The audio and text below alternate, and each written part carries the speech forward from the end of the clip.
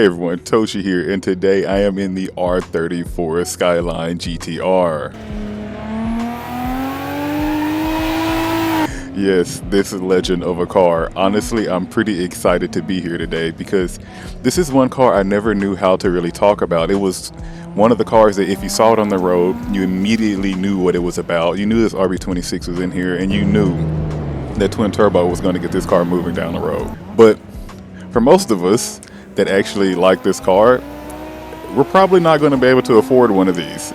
Look, that's the whole point of this channel. I like to talk about these cars and drive them on here so we can actually bond over this experience as sim racers. And if you like that idea, go ahead and subscribe. It will really help me out. Getting passed by a purple Porsche. You go for it, bud. Look, this R34 is a pretty much cruiser in my book. This is a high-powered GT car. I love it for that reason. Being able to take it through these canyons and just feel the car move underneath me, it's kind of crazy how this thing came to be the legend that it is.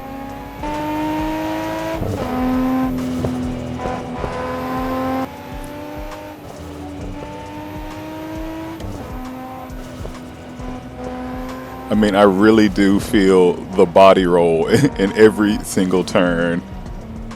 It feels a little bit heavier, but that's expected. You knew that this car was the heavier one, but it came with everything you wanted. It still dominated when you drove this car.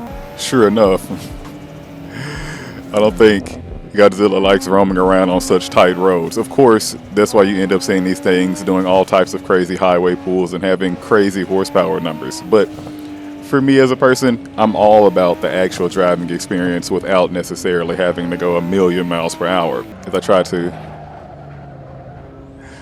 maneuver this car around, it is definitely, like I said, the power is there, the torque is there, you get it. Once those turbos come on, they're on and you are rolling.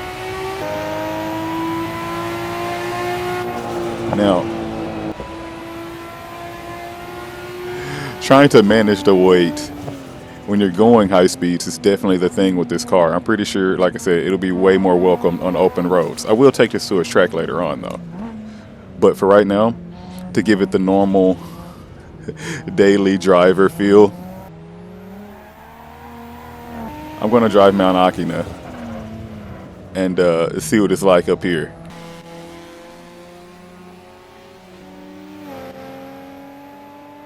And funny enough, this car steps out. It has character. It's not as robotic as I thought it would be. I thought everything would be kind of muted, like in the same way they talk about the R35. No, this is something you actually have to drive. You actually have to deal with as a car, which isn't a bad thing. The body roll being there lets you know what the car is doing. It kind of lets you have a little bit more, how can I say, leniency with how you want to drive the car, for instance. It steps out a little bit if you get it in the right spot. And I'm pretty sure if the suspension was a little bit more stiffer, it wouldn't be as happy to do that.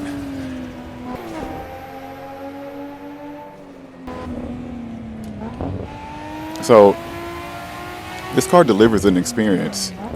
And honestly, compared to the R32, I can definitely warrant it and say that this is a different car. You know what I mean? Like, a lot of times you can get a newer car and it may not feel exactly like a step up, but it definitely feels more refined to drive this one.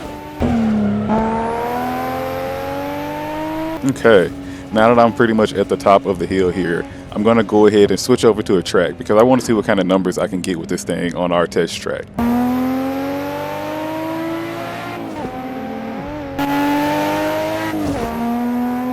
Okay, here we are at our beautiful test track, Mangione, or Mangione, I don't know. Somebody correct me in the comments. I'd actually appreciate it. Yep, here we are in this Millennium Jade R34, and we are going to see what it's like around the track.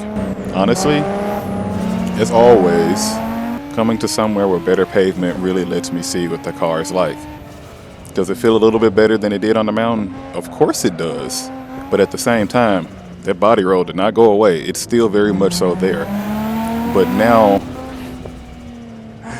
after taking it through a couple turns, I can kind of see it really helping me more, because in the mountains I was trying to slide with it using the body roll. But now, trying to go through the turns, I kind of feel it help me get through things a little bit better. Like the weight helps me stay placed. Definitely not the fastest going down this straight, but I should have swung it out more. Honestly, it grips up really well when it's on power.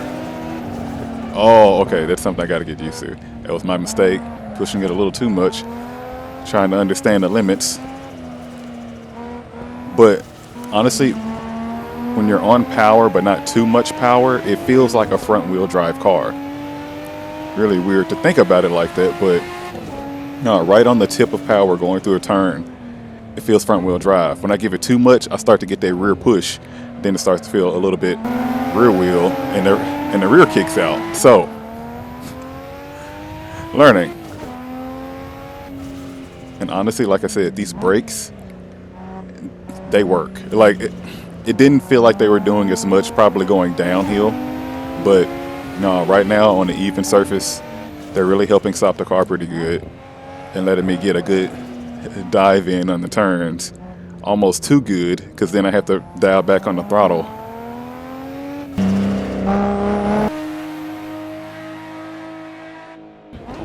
Trying to be safe. Yeah, see that dive in, man. Okay, big brakes here, little dive. Still going over these rumble strips. Trying not to, but once like I said, it just dives in way more than I thought it would. And it's fun to drive in that sense.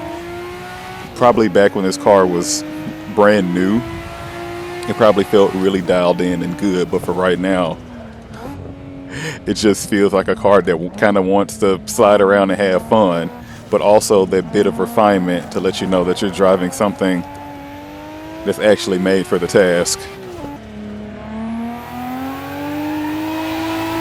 Yeah, this is just all types of fun. I got a pretty decent time that other lap. I'm not really pushing the car too crazy here,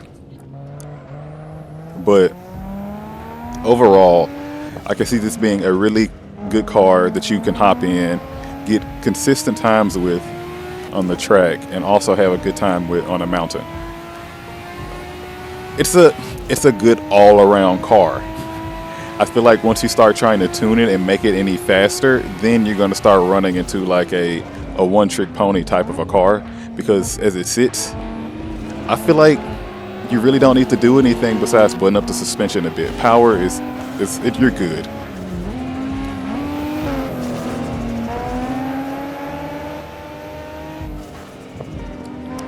Only thing I could suggest, probably, if you're going to do anything with power, get a bit of a tune to make these turbos come on faster. But